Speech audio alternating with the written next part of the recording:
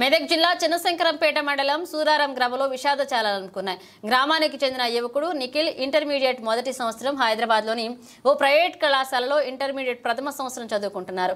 కుమ్మరి నిఖిల్ గత 5 రోజులుగా జ్వరంతో బాధపడుతుండగా రక్త పరీక్షలు నిర్వహించారు. రక్త కణాలు భారీగా తగ్గిపోవడంతో హైదరాబాద్లోని ఓ ప్రైవేట్ ఆసుపత్రికి తీసుకువెళ్లారు. రక్త కణాలు తగ్గడంతో పాటు డెంగ్యూ అటాక్ అయిందని ఆసుపత్రిలో చికిత్స పొందుతూ రాత్రి 10 గంటలకు మృతి చెందారు. ఇక మంచి మిత్రుడిని కోల్పోవడం చాలా బాధాకరమని కన్నీరు మున్నీరయ్యారు.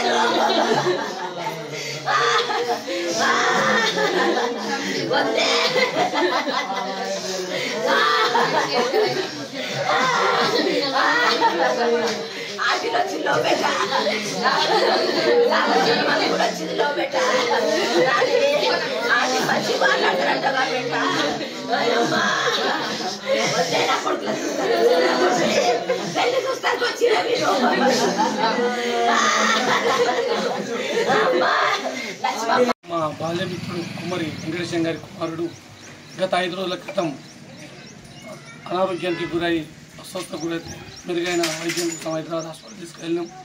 అక్కడ ప్లేట్లెట్లు కొంచెం తక్కువైనాయని చెప్పి ట్రీట్మెంట్ చేస్తూ నిన్నటి రాత్రి దుర్మరణం పాలన జరిగింది.